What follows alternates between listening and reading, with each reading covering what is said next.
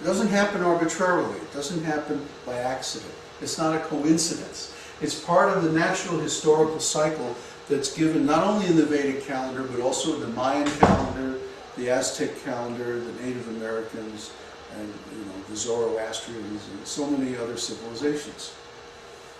So these cycles are saying that time, in other words, is a fractal. The same pattern repeats at different scales. Here we see one example where the pattern of the yugas, the 4 yugas, and their relative lengths also repeats within each yuga in the chakras. Okay, it's a little bit complicated, but the principle is basically the same. Wheels within wheels? Mm-hmm. Spinning in the air. Way up in the middle of the air. So, good old Ezekiel, Right now, we are in the Sandhya. We're in the transitionary time between the Kali chakra and the Satya chakra of the Kali Yuga. Well, what does that mean? It means the last 5,000 years have been a time of terrible degradation.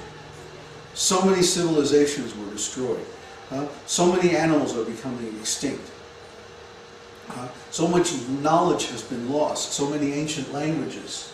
So much ancient knowledge. All within the last 5,000 years. Things were going along in a certain way for a long time before that. And then all of a sudden, when things changed to Kali Yuga, everything changed. For example, the Vedic civilization was spread all over the world 5,000 years ago. 5,000 years ago, the Vedic civilization had outposts in South America, in North America, all throughout the Pacific Ocean, much of Asia, and so on was under its control. And then 5,000 years ago, something terrible happened. It was called the Battle of Kuruksetra. The Battle of Kuruksetra is narrated in a historical document called Mahabharata.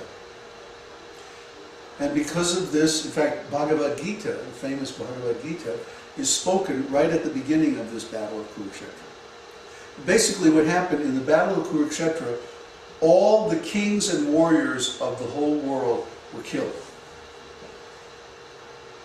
In those days, they didn't have wars like we have in today, where they bombed the population and the cities and stuff like that. There was all the fighting was done only between the warriors themselves. They had a rule, they had principles. They were much more advanced, much more cultured than we are today. So they didn't hurt the citizens, but the Battle of Kuruksetra was so devastating that except for just a handful, all the kings of that time from all over the world were wiped out. So basically, just imagine if we had a war today and all of a sudden the whole government of every country in the world just disappeared. It was wiped out off the face of the earth overnight. There would be chaos. Without people to manage things, without people to run things, there would be social chaos. There would be a power vacuum. And whenever a power vacuum exists, then all these people compete to fill it. Well, there was a huge power vacuum after the Battle of Kuruksetra. More than that, at that time, their whole civilization was dependent on a certain technology, which when we look at it, at the functions that it had, it was like some kind of nanotechnology based on living things rather than on, just dead machines. They could actually breed living things that had a certain kind of intelligence and that would listen to instructions and do stuff. For example, they had arrows, they had weapons that would seek out a particular individual. And you would tell it, I want you to go kill so-and-so. And then send it off and it would go find out that person, get it. But then there were counter weapons that would do other different things and stop it. And so they had a whole technology that we don't have. It was some kind of nanotechnology, but it wasn't mechanical. It was living. So it was really cool. It was something that we're not there yet. But anyway, when Krishna left this planet 5,000 years ago, at the end of Dwapara Yuga, that whole technology stopped working. overnight. Overnight. It would be just like if we woke up one morning and all of a sudden there was no electricity. I mean, even things, they couldn't even fix the technology, because whatever it was that made that technology work suddenly was gone. So it would be like, not only if we woke up and there was no electricity, but there could be no electricity. So let's say that, you know, the conductivity of copper changed or something like that, and all of a sudden we weren't able to send electricity over wires anymore, and just none of it worked. Our whole civilization would just collapse.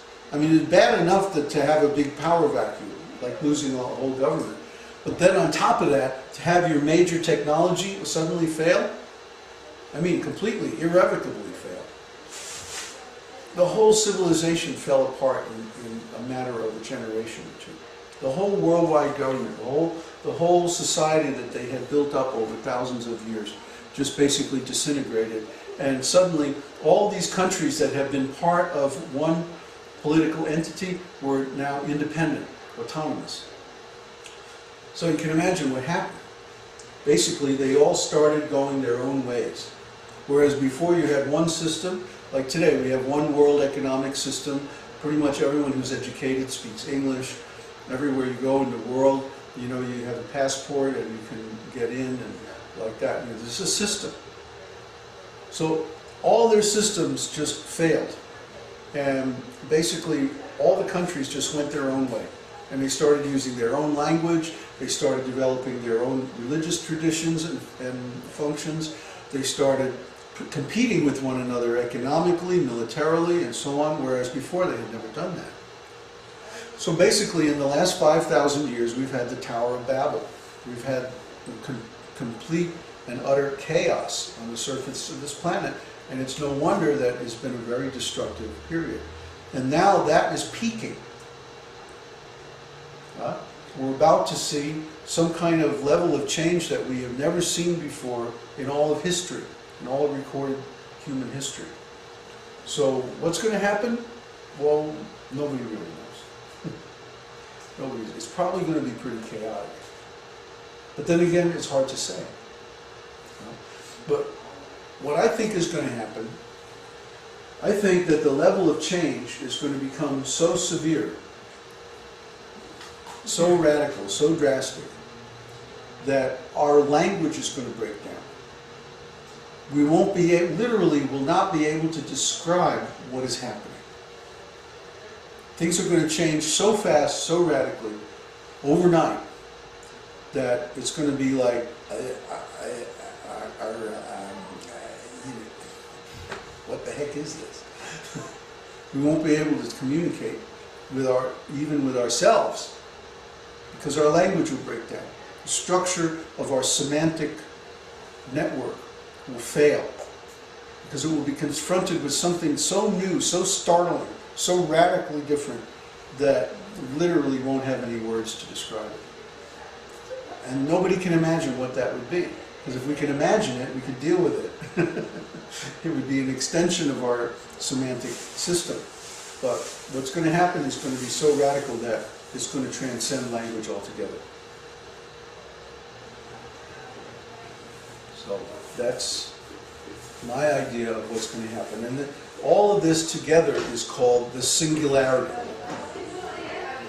And the reason it's called the Singularity is because a singularity is a phenomenon where some parameter of that phenomenon goes to infinity, like a black hole. In a black hole, there's basically infinite gravity. There's so much mass compressed into such a small space that its gravitational field is so intense that not even light can get out. This is called a singularity because it's an infinity. It's a logical anomaly. But there's a certain point at which this phenomenon takes place, which is called the event horizon. The event horizon.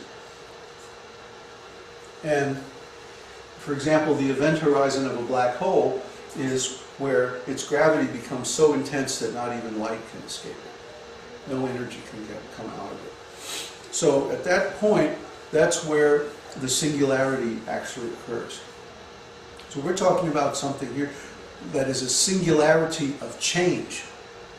It's where the rate of change becomes so intense that not even our imagination can go there. It's too much. It's just beyond us. So what is that? Well, we don't know. We don't, and we won't know until we get there. So that's the definition of the singularity. And people have said it's going to happen in 2012. I don't know if it's going to happen exactly in 2012. The 2012 date comes from scholars who tried to decode the Mayan calendar. And it's quite possible that they could be off by a few years. So it doesn't necessarily have to be exactly in 2012. It could happen a little earlier,